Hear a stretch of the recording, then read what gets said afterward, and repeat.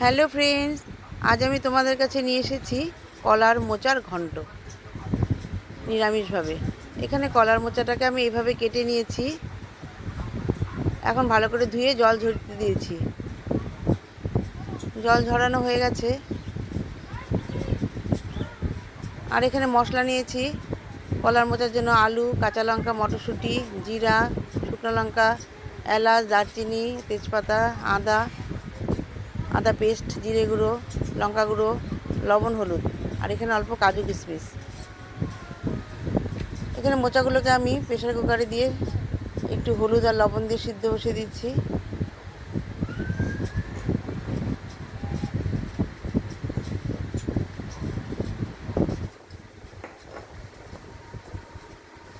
তিনটে চারটে সিটি দিয়ে নেব। আর এখানে তেল গরম হয়ে গেছে। এখানে আলুগুলোকে ভেজে নিচ্ছি। লবণ হলুদ মাখিয়ে রেখেছিলাম। আলুগুলোকে ভালোভাবে ভেজে নিচ্ছি।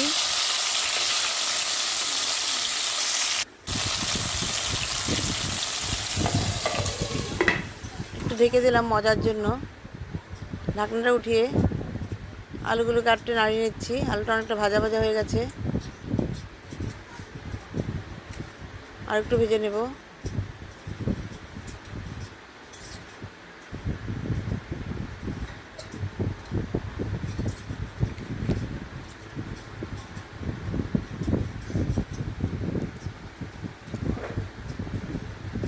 ভাজা হয়ে গেছে। এখন আলুগুলোকে উঠিয়ে নিচ্ছি।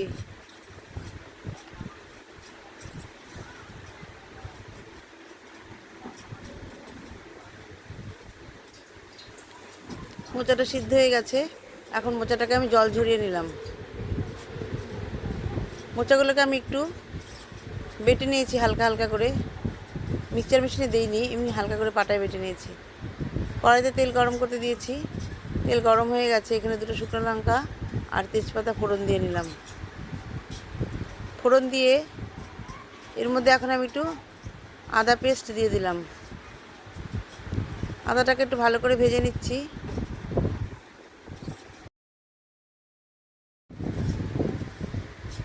এখন এর মধ্যে জিরে দিয়ে দিলাম।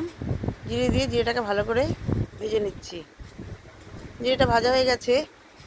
এখন এর মধ্যে একটা টমেটো টুকরো করে দিয়ে দিলাম।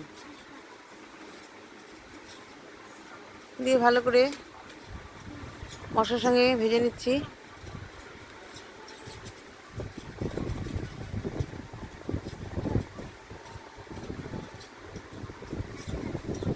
এখন এর মধ্যে আমি মোচাগুলোকে দিয়ে দিলাম।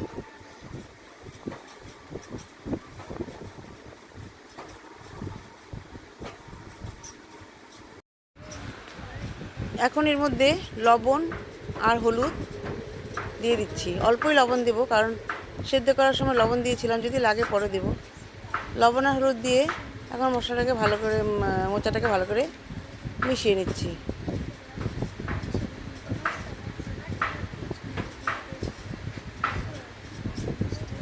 মেশানো হয়ে গেছে।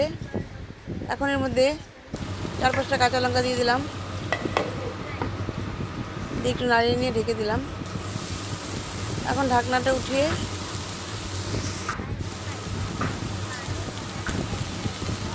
এর মধ্যে এখন আলুগুলো দিয়ে দিচ্ছি।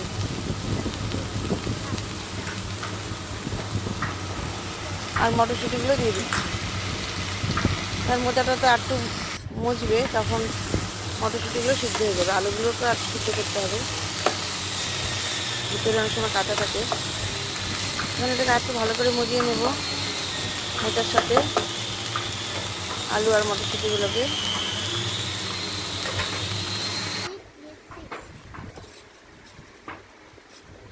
এখন এর মধ্যে একটু লঙ্কার গুঁড়ো দিয়ে দিলাম। আর একটু জিরের গুঁড়ো দিয়ে দিলাম। দিয়ে ভালো করে মিশিয়ে নেব। এখন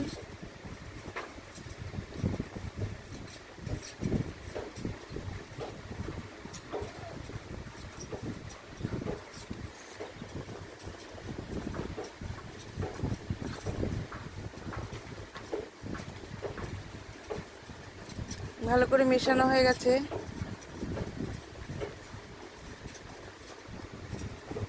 এখন এর মধ্যে কাজু আর কিশমিশ দিয়ে দিলাম। সেটা আপনাদের যার যার ইচ্ছা কাজু কিশমিশ দেবেন, আমার যে মতো ভালো লাগে সেই জন্য আমি দিলাম নিরামিষের মধ্যে একটু।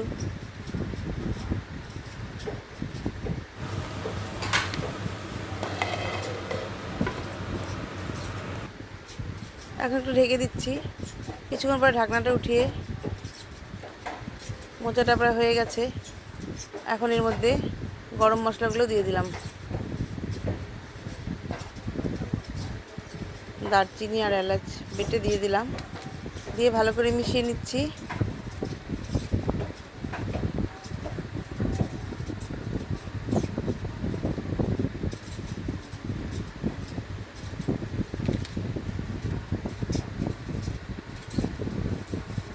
এখন এর মধ্যে সামান্য চিনি দিয়ে দিলাম, চিনি দিয়ে ভালো করে মোচার সাথে মিশিয়ে নেব। মেশানো হয়ে গেছে।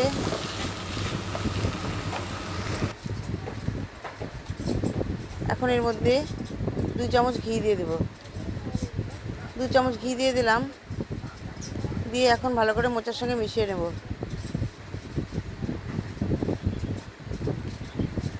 এইভাবে আমার মোচাটা পুরোপুরি কমপ্লিট হয়ে গেল। যদি আপনাদের এইভাবে মোচাটা বানিয়ে খেলে যদি এখানে ভালো লাগে তাহলে আমাকে অবশ্যই কমেন্টস করবেন আর আমার পাশে থাকবেন, আর আমাকে লাইক ও সাবস্ক্রাইব করে দিবেন এগিয়ে যাওয়ার জন্য।